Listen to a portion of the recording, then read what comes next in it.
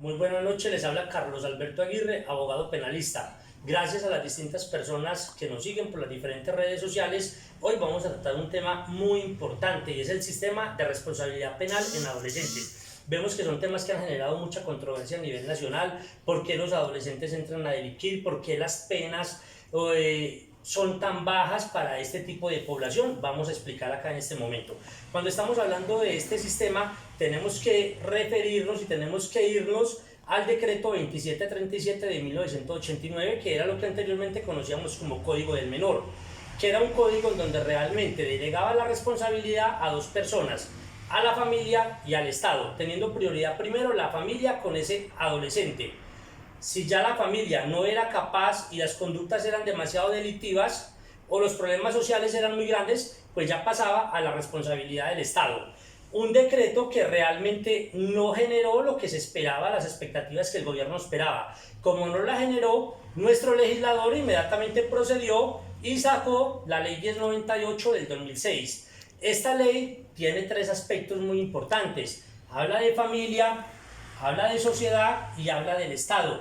Esos tres grupos son los responsables de velar por las niñas, niños y adolescentes. Cuando estamos hablando de la familia, es la integridad de la familia, la paz, la sana convivencia. Cuando estamos hablando de la sociedad, es que cualquier persona de la sociedad puede inmediatamente denunciar cualquier maltrato o cualquier abuso con las niñas, niños y adolescentes. Y cuando hablamos de Estado, el Estado tiene la obligación con las diferentes políticas sociales de entrar a cubrir integralmente esta problemática de las niñas, niños y adolescentes.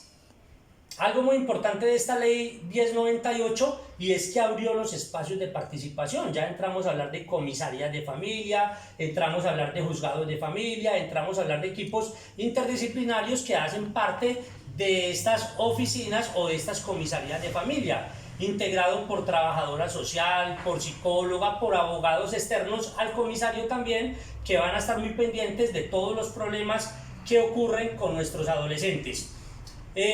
La familia, por naturalidad, tiene la obligación de promover la igualdad. Cuando estamos hablando de niñas, niños y adolescentes en situación de abandono o en situación de que ya están delinquiendo algo, hay que entrar a mirar esa problemática social. ¿Qué está pasando con ese núcleo familiar? Se han generado muchas polémicas en ley 1098, como cuáles. Nuestros congresistas, nuestros juristas inmediatamente dicen: ampliemos las penas, bajemos las penas, que ya no sea de 14 a 18, sino que realmente sea de 12 a 18 años de edad. Esa cantidad de, digámoslo así, de discordia se han generado en el sistema judicial y de polémica.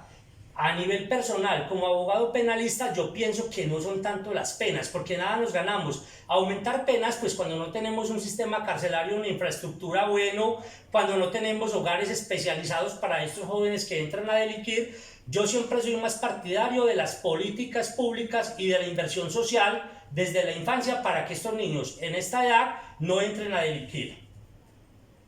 En esta ley 1098 encontramos también algo muy importante, y es que los niños entre 14 y 18 años que cometan un delito pues entran a un sistema de responsabilidad penal, que serían los centros especializados. Acá hay que aclarar algo muy importante: no podemos hablar de cárcel en niñas, niños y adolescentes. La palabra cárcel no existe. Son centros especializados para estos jóvenes de 14 a 18 años que entran a delinquir. Pues si son menores de 14 años los que están delinquiendo, ya corresponde a bienestar familiar inmediatamente hacer el trabajo de resocialización con estos jóvenes.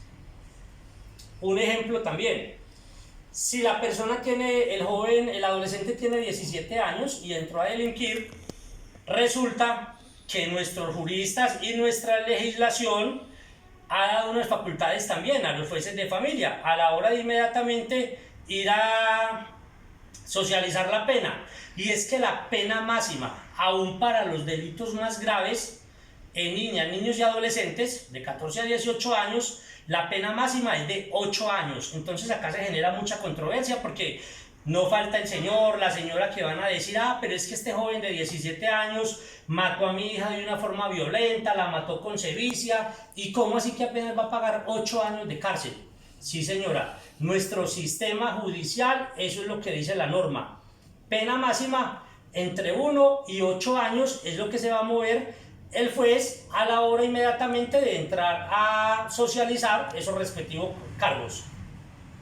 Esta ley 1098 pues ha tenido muchas dificultades también, que es la falta de políticas públicas en muchos municipios y a nivel nacional. Cuando estamos hablando de políticas públicas tenemos que mirar que los jóvenes necesitan salud, los jóvenes necesitan políticas claras en salud sexual y reproductiva, políticas claras en consumo de sustancias, de psicoactivos, políticas claras en generación de empleos y en temas de juventud.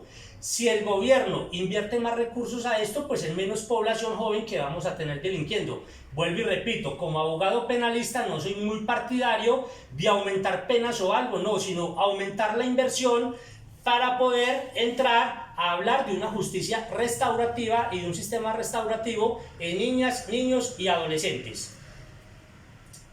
¿Qué se ha encontrado a través de los estudios y de esta ley 1098?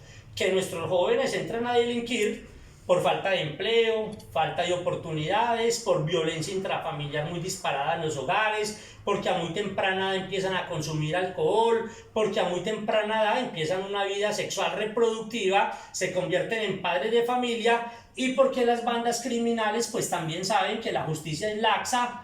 El Código de Infancia y Adolescencia es muy laxo, esa ley 1098, con este tipo de delitos, pues entonces es la población más vulnerable que van a entrar a captar para poder proceder a delinquir. Algo muy importante, con esta ley 1098 del 2006 ha tenido unos vacíos jurídicos y surge la ley 1878 del 2018. Acá sí es muy importante que tengan muy en cuenta. Esa ley 1878 va a tratar unos temas muy importantes, que es la reintegración, institucionalización y adoptabilidad. ¿Qué nos está diciendo esta ley acá? Que si a nivel municipal el comisario conoce de una problemática en determinado hogar de violencia, de maltrato, de algún delito, pues inmediatamente tiene 10 días para encargarse con su equipo disciplinario de hacer el trabajo de campo, ir a ese hogar, mirar qué pasó con esos niños, cómo está el estado nutricional, si tienen carnet de vacunas, cómo está la seguridad del sistema, cómo está el nivel educativo, si tienen una cobertura educativa o no. Son 10 días que tiene de plazo para eso.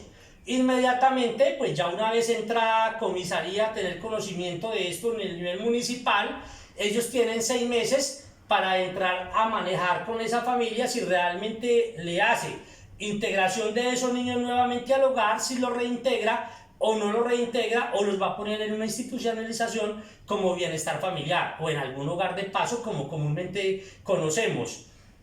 Resulta que el comisario inmediatamente hizo esto en esos 6 meses, pero él hizo visita domiciliaria, él vio que cuando reintegró esos derechos de ese menor en esa familia, la ley 1878 nos dice que tiene 6 meses más para terminar de completar ese proceso. Ahí estaríamos hablando de 12 meses. ¿Qué más nos dice la ley inmediatamente? Que no se puede superar los 18 meses, dice la ley 1878.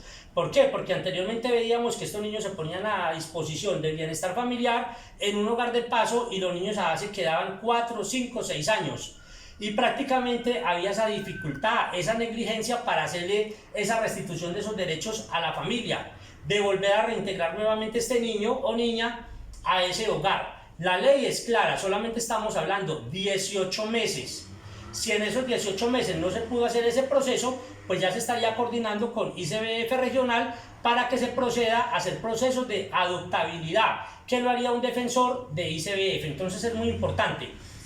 Algo más que nos dice esta ley también, y es que si el comisario de familia inmediatamente no hace ese cargo de este caso ni de esta respectiva denuncia, pues la puede trasladar al juez de familia.